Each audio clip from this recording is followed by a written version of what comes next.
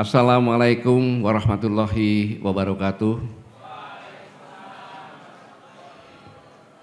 Selamat siang, salam sejahtera bagi kita semuanya. Alhamdulillah wa syukurillah la haula wala quwata illa billahil azim. Allahumma shalli ala sayyidina Muhammad wa ala sayyidina Muhammad. Suatu kehormatan, kebahagiaan yang patut kita syukuri bersama bahwa saya dengan Mas Andi dan rombongan saya bisa hadir di universitas yang sangat luar biasa ini, Universitas Unggul Bung Hatta.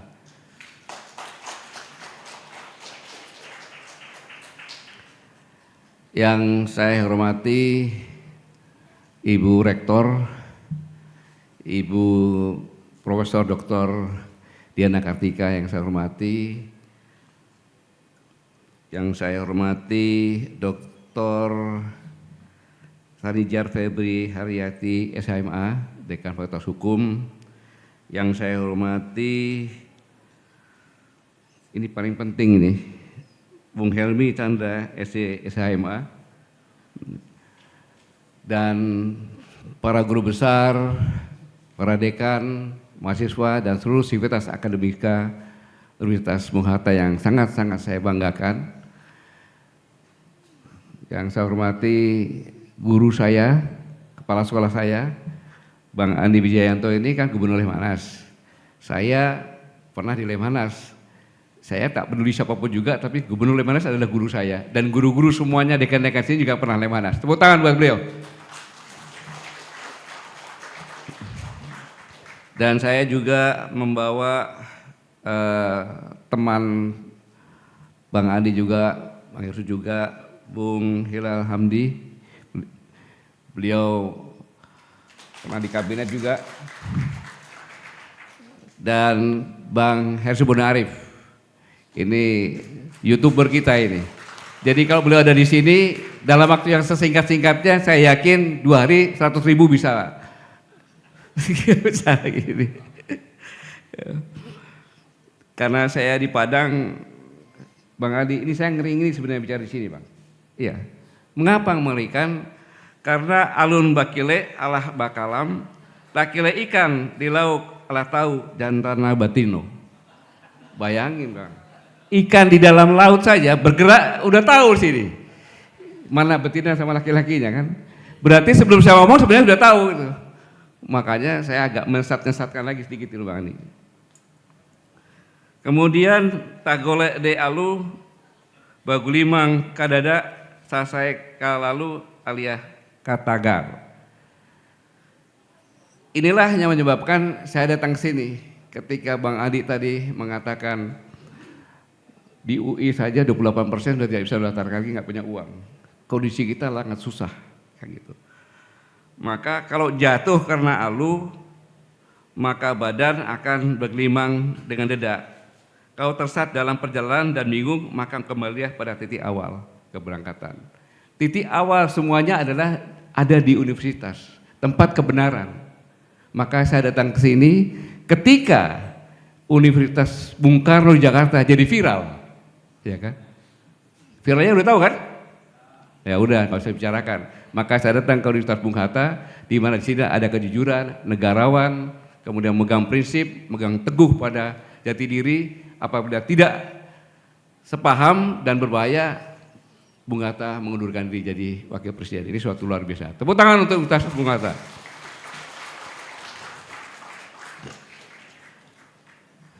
Ketika tadi temanya hulu hilir pertahanan negara dan diplomasi Indonesia, yang tadi di sini tentang demokrasi sudah diselesaikan semuanya oleh Bang Andi. Inilah hebatnya dosen kan, memerintahkan muridnya untuk berbicara masalah pertahanan. Padahal expertnya di beliau ini pertahanan. Jadi kalau bicara pertahanan negara, ini Undang-Undang Dasar 1145 Pasal 30 ayat 1 mengatakan tiap-tiap warga negara berhak dan wajib. Berhak dan wajib itu seperti manusia, berhak mati dan wajib mati kan gitu. Berhak wajib ikut serta dalam usaha pertahanan dan keamanan negara. Jadi semua sivitas akademisi itu, misalnya mahasiswa, itu wajib dan berhak ikut mempertahankan keamanan negara. Dengan tugas adalah menjaga 3 hal utama. Kedaulatan RI tidak boleh jajah diintervensi. Yang kedua, keutuhan wilayah dari Sabang sampai Merauke dan keselamatan seluruh bangsa dari ancaman militer maupun non militer. Bukan hanya TNI yang menjaga, tapi semua warga negara, apalagi mahasiswa-mahasiswinya. Maka tentu saya harus sharing, bukan mengajar ya, sharing, karena kalau mengajar ikan di laut bergerak aja udah tahu itu betina jantannya. Apa sebenarnya sih sebab kondisi dunia negara RI, ya, kondisi dunia dan negara RI saat ini? Apa sebenarnya jawabnya? Mengerikan. Saya sudah meneliti lama, mengerikan. Ini sebabnya. Thomas Malthus 1798 mengatakan pertumbuhan penduduk akan bertambah menurut geometrik, deret ukur 2, 4, 8, 16, 30 dan seterusnya. Tetapi pertumbuhan persediaan makanan itu tambahnya menurut aritmatika 1, 2, 3, 4, 5. Sehingga suatu saat bisa terjadi kekurangan makan. Saya buktikan ini, Data penduduk Indonesia tahun 1970 adalah 119.208.229 jiwa. Jadi, Bapak Ibu sekalian, untuk mencapai 119.208.229 jiwa perlu 1970 tahun. Bayangkan, perlu 1970 tahun kan gitu. Itu ditumpang-seinya saja deh, belakangnya nggak usah. Tetapi saat ini hanya perlu 56 tahun untuk 168 juta lebih. Bayangkan, hanya 56 tahun. Berapa persennya coba? Karena data penduduk dunia saat Indonesia saat ini adalah 287, 886, 782. Itu kali-kaliannya udah luar biasa itu. Jadi teori ini benar dan sangat berbahaya. Apalagi penduduk dunia. Tahun 1970 ada 3 miliar, 6. Perlu 56 tahun untuk 1 kali lipat lebih, 4 miliar, 6. Karena penduduk dunia sekarang 8,3. Sangat-sangat mengerikan kalau kita ini. Inilah sebenarnya latar belakang mengapa sekarang dunia seperti ini dan Indonesia seperti ini. Tambah lagi peak oil theory. King Herbert 1956. Produksi minyak mentah di dunia akan naik terus. Mencari titik puncak atau peaknya, lalu akan turun secara permanen karena cadangan minyak itu terbatas, tidak bisa diperbarui. Setelah puncaknya maka mahal, lambat produksinya dan sebagainya.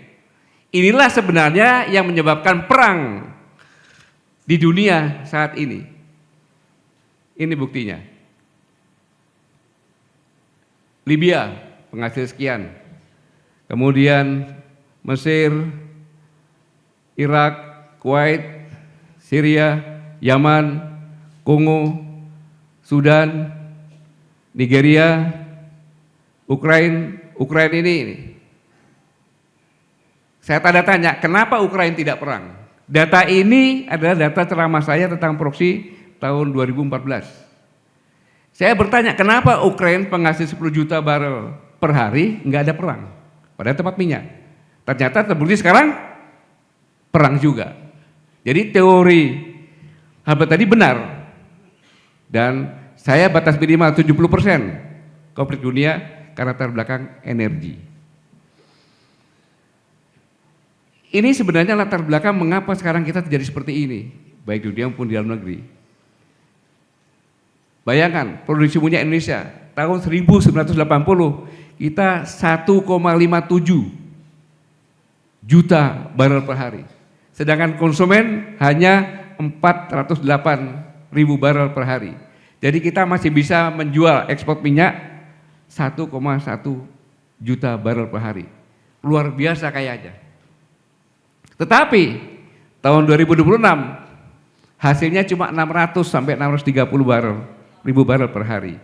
Sedangkan konsumsi BBM sudah 1,6 juta barel per hari. Jadi kita minus 1 juta barrel yang harus mengimport plus subsidi lagi. Jadi produksi turun 61, konsumsi naik 292%. Inilah yang sebenarnya secara sepintas sangat mengerikan.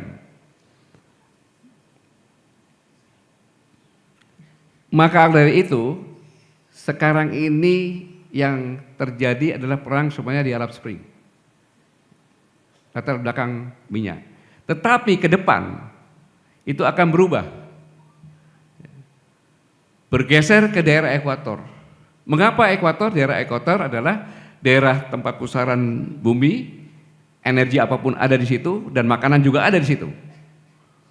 Maka perang ke depan adalah yang tadinya perebutan minyak di Arab Spring akan bergeser ke arah ekuator dengan perang ekonomi, yaitu pangan, air, energi, dan finansial atau ekonomi.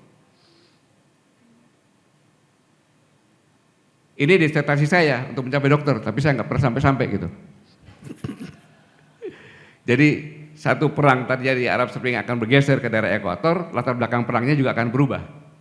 Dan inilah ancaman nyata yang akan kita hadapi, terutama generasi Gen Z sekarang ini, yang sudah mulai merasakan sekarang ini.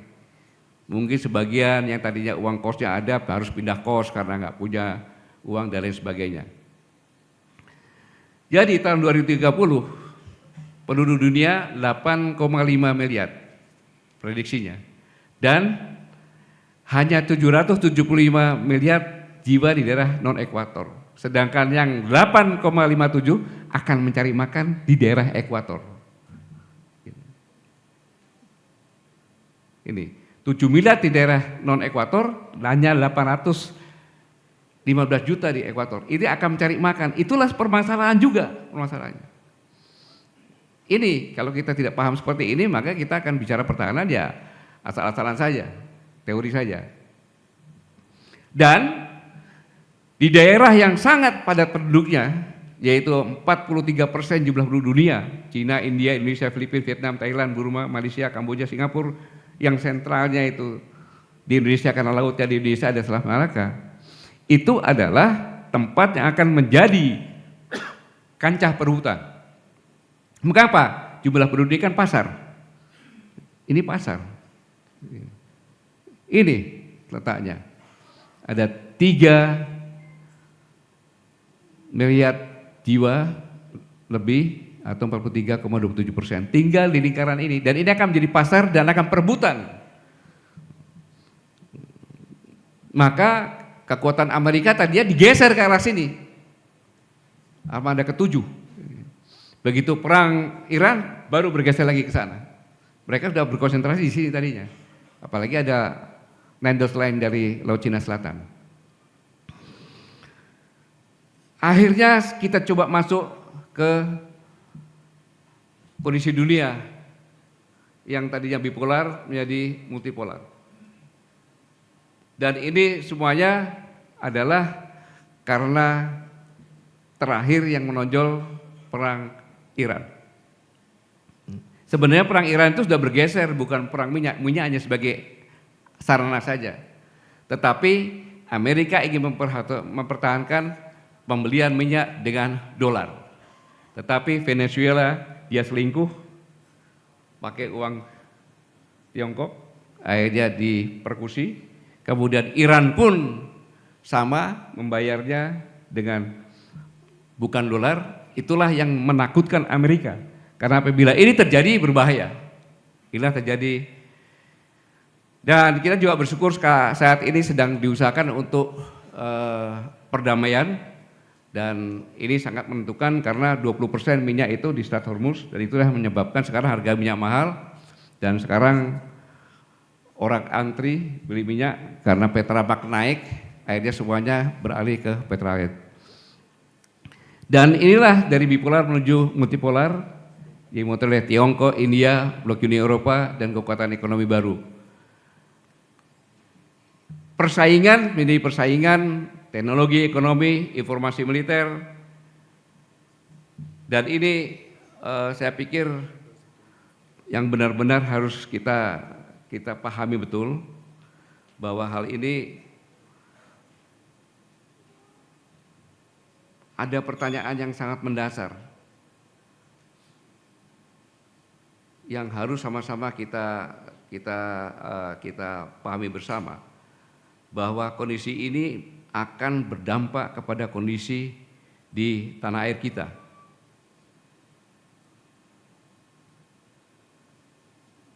Mau tidak mau kita harus menghadapi ini. Adu kekuatan antara dua kubu bergeser kepada bipolar, ke arah multipolar, maka yang tadinya cuma dua akan banyak kekuatan-kekuatan baru yang saya sampaikan tadi. Dan ini dilengkapi dengan persaingan teknologi, ekonomi, informasi, dan militer. Yang paling kita waspadai adalah bahwa kondisi ini kita rasakan sampai dapur-dapur rumah tangga kita. Sampai ini ke dapur-dapur rumah tangga kita. Dalam bentuk inflasi, kenaikan harga bahan pokok dan sebagainya. Bahkan daya beli saya meneliti sudah menurun per daerah bervariasi antara 20 sampai 30% daya belinya. Ketika saya ke tempat jualan soto, kamu gimana Pak? Biasanya saya 6 kilo, sekarang 4 kilo pun nggak habis. Gitu. Lalu di mana posisi Indonesia? Apa yang harus kita lakukan dalam kondisi seperti ini? Untuk menjaga kedaulatan kita sebagai bangsa. Saya akan mulai dengan kedaulatan di halaman dan rumah Republik Indonesia. Satu, posisi geografis Indonesia di persimpangan Indo-Pasifik ini yang benar-benar rentan terhadap tekanan dari negara-negara adidaya karena akan diperebutkan. Seperti contohnya Amerika Serikat beberapa waktu yang lalu santer beredar sempat mengusulkan blanket overflight exercise untuk pesawat militer Amerika bisa bebas melewati Indonesia tanpa izin. Amerika meminta ini secara resmi, minta gitu. Walaupun pemerintah sudah membantah, namun setidaknya usulan pihak Amerika Serikat ini bisa dianggap sebagai niat untuk memanfaatkan posisi strategis kita kan. Dia niat untuk mengkarui kita. Pada sisi lain kita juga punya di Laut Natuna Utara ini zona ekonomi eksklusifnya berpotongan dengan line dot line, yaitu garis terputus-putus yang dianggap sebagai Laut Cina Selatan secara tradisional, walaupun secara hukum internasional tidak mengakui itu. Tapi Cina masa bodoh. Ini pun harus kita sikapi. Kita sikapi harus benar-benar soft agar jangan sampai terjadi konflik internasional di wilayah kedaulatan kita. Banyak sekali, zamannya saya ada Coast Guard masuk mengawal kapal nelayan, kita tangkap. Ada yang berulang kali, bahkan Bu Susi bakar. Akhirnya Kepala Staf Angkatan Laut Laksamana Bu secara diam-diam datang ketemu dengan saya. Hanya satu yang diminta, tolong jangan dibakar di Laut Natuna Utara di hadapan saya. Kalau dibakar di Laut Jawa saja. Saya pikir ini permintaan yang luar biasa. Tetapi secara diplomasi militer mereka mengakui. Akhirnya saya ngomong sama Bu Susi, dibakarnya jangan sampai kelihatan lah. Ya namanya juga Angkatan Laut lihat kapal nelayan yang dibakar kan gak enak gitu. Ini yang terjadi dan kita harus sungguh-sungguh menjaga jangan sampai terjadi konflik internasional di wilayah kedaulatan kita. Kemudian yang sering dibicarakan adalah cyber warfare, perang cyber. Yang paling bahaya adalah pencurian data, hoax politik, serangan ke infrastruktur kritis, bahkan sudah pernah di Surabaya kan, masih imigrasi, kemudian di Jakarta juga sentral-sentral dan lain sebagainya. Ini sangat berbahaya yang benar-benar harus kita sikapi bersama. Jadi BSN pun sudah mencatat jutaan anomali trafik yang mencoba serangan terhadap instansi-instansi setiap tahunnya itu jutaan. Dan pernah kita mengalami juga gangguan imigrasi bandara dan pelakunya minta tebusan sekitar 8 juta US dollar waktu itu. Jadi ini memang benar-benar yang sudah sangat berbahaya dan kita harus memperkuat satuan cyber. Dan tidak bisa dianggap ringan karena keamanan infrastruktur cyber ini harus merupakan institusi yang kita besarkan seperti Angkatan Laut, Angkatan Udara karena sangat berbahaya dalam kondisi yang sekarang. Juga yang berbahaya ancaman kita adalah perang candu, ya, kemudian judi online, korupsi. Ya.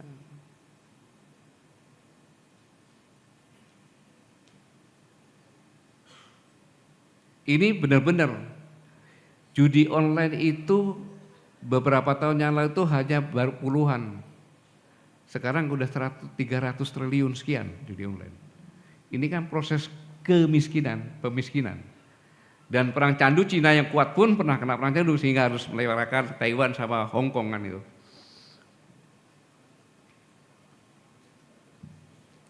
Kemudian masalah ketegangan ekonomi. Ini sangat erat saat ini dihadapkan dengan kedaulatan politik yang saya katakan tadi bahwa perang ke depan berlatar belakang ekonomi. Jadi kita harus menjaga ekonomi tumbuh, tetap kita perlu investasi asing tanpa harus pihak asing mendikte politik luar negeri kita. Harusnya seperti itu. Tapi yang saya sampaikan, ini tidak mudah karena dunia makin transaksional tentunya. Pada yang sama juga kita dalam ekonomi ini akan berpengaruh terhadap kebijakan politik luar negeri. Kita nggak bisa ofensif, harus defensif nantinya. Dan pada saat yang sama kita juga harus menjaga bagaimana eksploitasi sumber daya alam oleh asing tetapi tidak menjadi dominasi asing. Tadi sudah sedikit disindir, nanti akan sindirkan lebih banyak lagi. Lalu pertanyaannya menghadapi kondisi di atas, apa yang harus kita lakukan?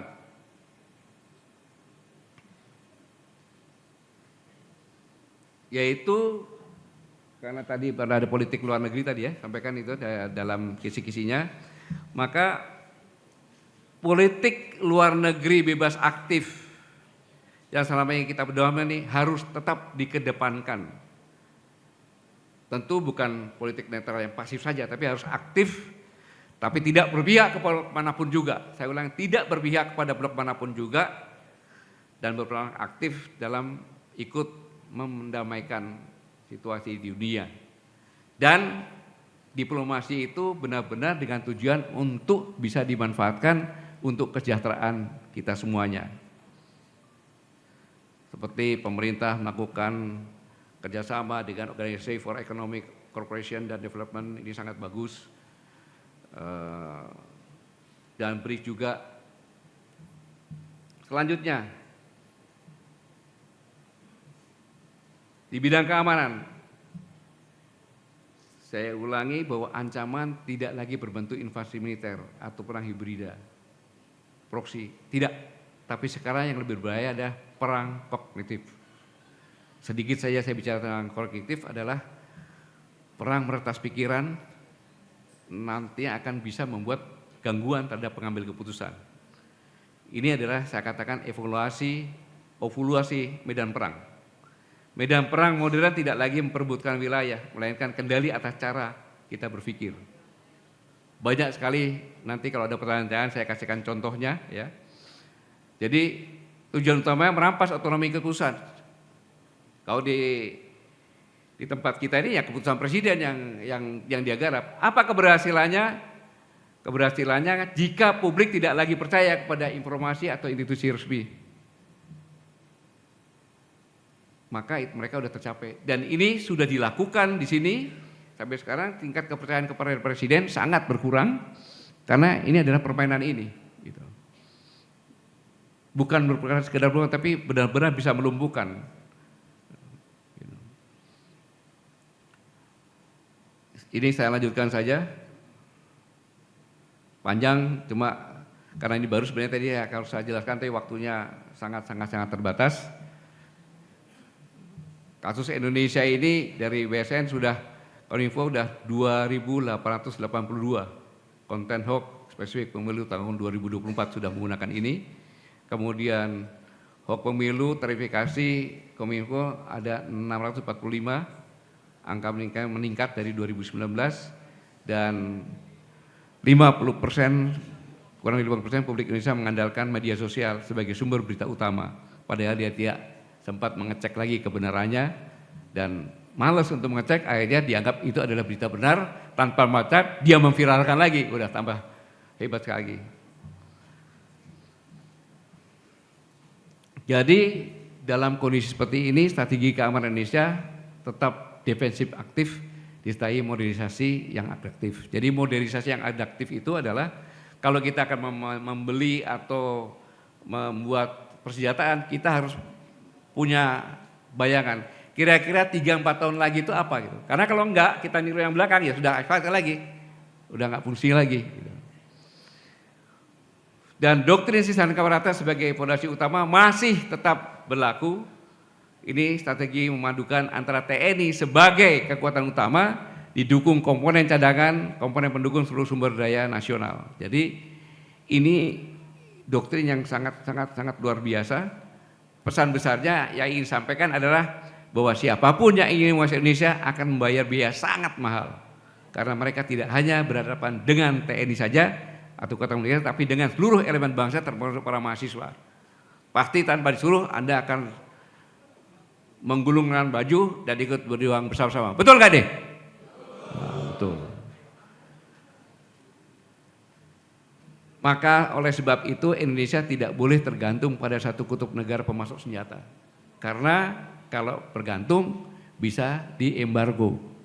Maka harus berbagai negara kita. Dan kita harus terus mengupayakan industri pertahanan nasional. Khususnya adalah armada laut dan armada udara. Mengapa demikian? Karena kita punya 3 alki. Selat Malaka, Selat Makassar, yang gitu. Dan ini satunya lagi di sekitar Sulawesi sana, Sulawesi Utara, Sangir sana, Lombok. Dan ini perlu pengamanan untuk pesan kepada dunia bahwa Indonesia aman, lewat sini adalah aman. Maka kita perlu ada kapal selam, kapal cepat, jet tempur dan lain sebagainya. Ini suatu yang keharusan yang harus dilakukan.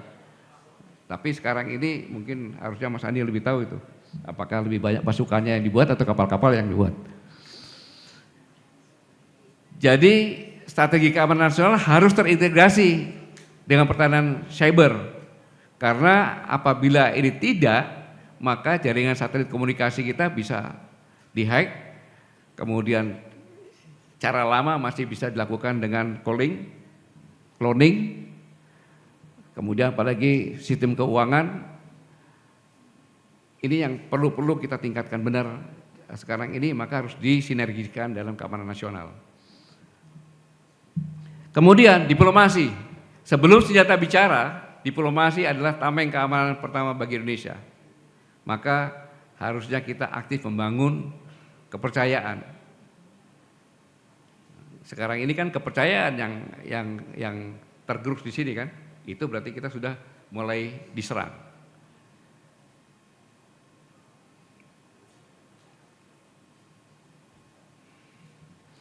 Maka dari itu yang dilakukan adalah kita harus memastikan bahwa ASEAN harus tetap jadi buffer zone.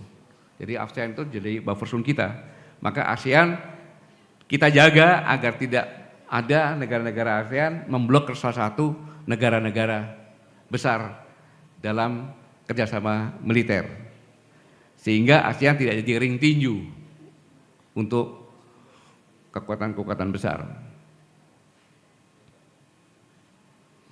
Nah, saya akan agak panjang berbicara tentang masalah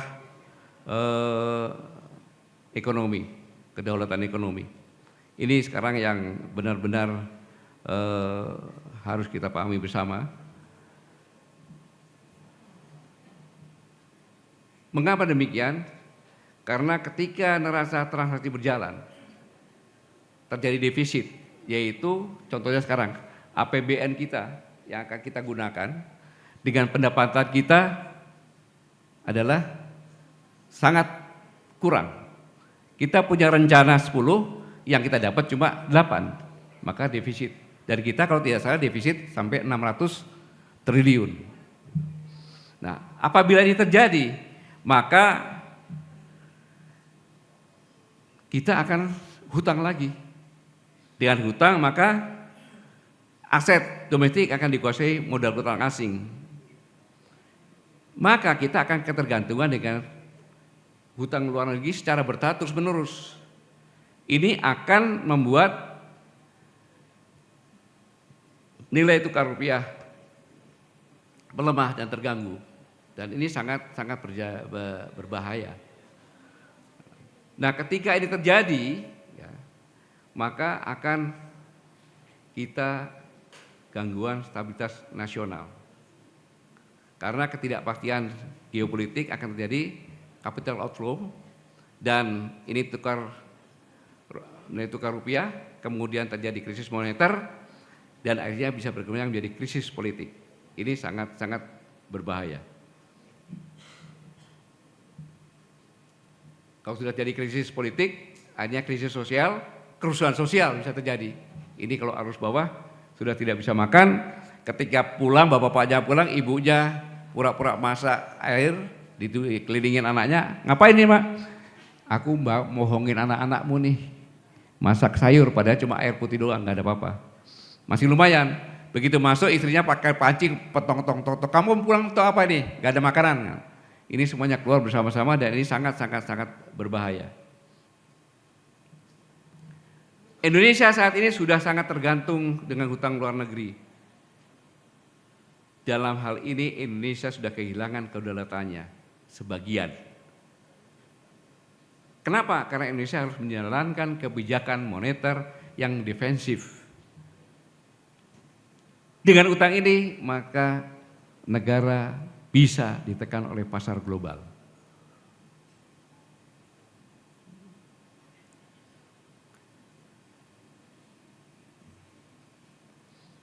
Dan dalam konteks seperti ini, Indonesia jangan terjebak ikutan dollarisasi ala BRICS. BRICS itu adalah organisasi yang tidak terstruktural, ya kan? Kemudian tidak ada tujuan yang sama, nilai perjuangan yang sama, yang pasti hanya sekelompok negara-negara yang baru bangkit dari negara berkembang untuk bersama-sama, tidak ada tujuan yang sama. Tetapi dengan tujuan saat ini melawan dolar Amerika.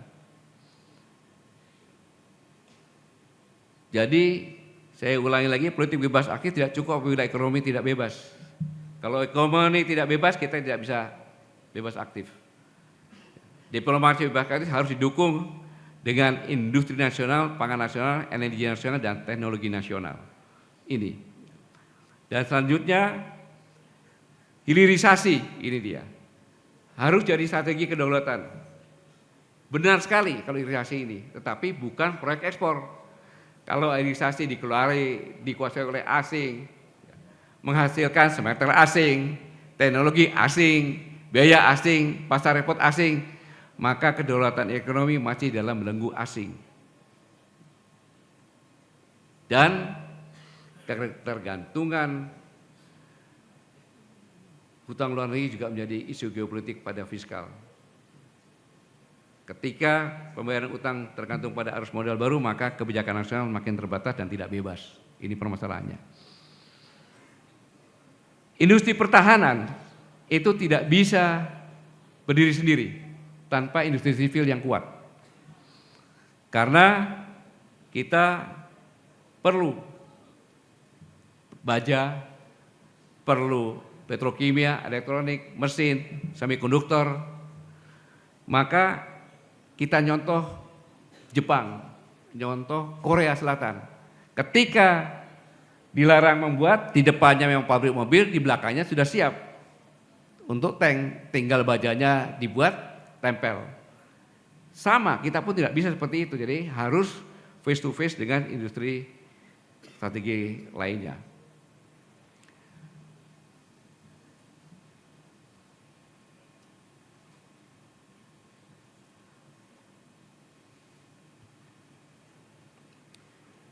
Ini yang sangat-sangat sekarang saya merasa mengeri. Saya sangat-sangat khawatir karena kedaulatan digital akan menjadi medan perang baru. Data penduduk, transaksi, logistik, kesehatan, komunikasi tidak boleh sepenuhnya dikendalikan oleh platform asing. Tetapi kita ceroboh. Pembayaran pakai iris saja itu data-data kita sudah menyebar semuanya itu. Ini yang sangat berbahaya.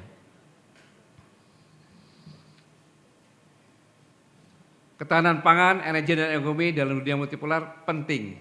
Ini pun saya khawatir. Ketika kita digembor-gemborkan sekarang ini kita surplus. Pangan surplus. Apakah surplus benar? Saya ragu. Jujur saya ragu. Karena kalau kita berani jujur, coba cek di gudang-gudang Dolok. Sebagian itu ada beras yang sudah membusuk pada zaman yang lalu. Mengapa saya khawatir ketika musim panas siklon ini terjadi, kita tidak bisa panen, kita terlambat pesan, nggak ada lagi negara-negara lain untuk dirinya sendiri dan sudah terpola. Kita tidak pesan, masa kita di tempat yang subur seperti ini kita kelaparan? Ini, jadi ketahanan pangan sangat dekat sekali dengan ketahanan negara. Bapak Ibu sekalian, Indonesia negara ketiga terbesar dunia, kaya akan sumber daya alam, demografinya luar biasa. Maka saya ingatkan lagi, Indonesia dalam multipolarity tidak perlu lagi menjadi sekutu siapapun. Saya ulangi, tidak perlu lagi sekutu dengan siapapun. Yang penting saya coba meminjam kata-kata Bung Hatta. Bung Hatta mengatakan kita harus piawai dalam mendayung di antara dua karang. Ini Bung Hatta ini. Saat ini karangnya semakin banyak dan karang itu tidak statis, dinamis. Jadi kita lebih piawai lagi dan saya yakin itu akan diajikan oleh mahasiswa di universitas ini. Saya sudah dikasih tanda bahwa waktunya sudah habis. Sebagai penutup, sehebat apapun pertahanan kita, diplomasi kita, itu semua tidak akan pernah ada artinya jika di dalam negeri kita tidak bersatu. Mudah dipecah belah, tidak mau saling mendengar satu dengan lainnya, itu semua akan menjadikan bangsa ini gagal jadi penang di era multipolar ini. Dan navigasi di tengah polarisasi global tidak hanya butuh kapal besar yang kuat dan modern, tetapi juga nakoda yang bijak, tangguh, arah kompas yang jelas dan terukur, awak kapal yang kompak dan bersatu, yang sepakat untuk bersama menjaga kedaulatan bangsa dan negara dan mewujudkan kesejahteraan dan keadilan bagi seluruh rakyat Indonesia apapun taruhannya. Sekali lagi saya terima kasih, saya telah diundang. Mohon maaf kalau dipercepat karena waktunya yang tadinya saya siapkan setengah jam ternyata kurang dari setengah jam. Sekali lagi saya terima kasih, semoga apa yang kami berdua sampaikan ini bisa menambah sedikit wawasan. Dan sebenarnya saya datang ke sini adalah sebagai provokator kepada mahasiswa. Karena kenapa? Saya akan menitipkan anak dan cucu saya kepada Gen Z yang sekarang ada di sini. Terima kasih. Wassalamualaikum warahmatullahi wabarakatuh.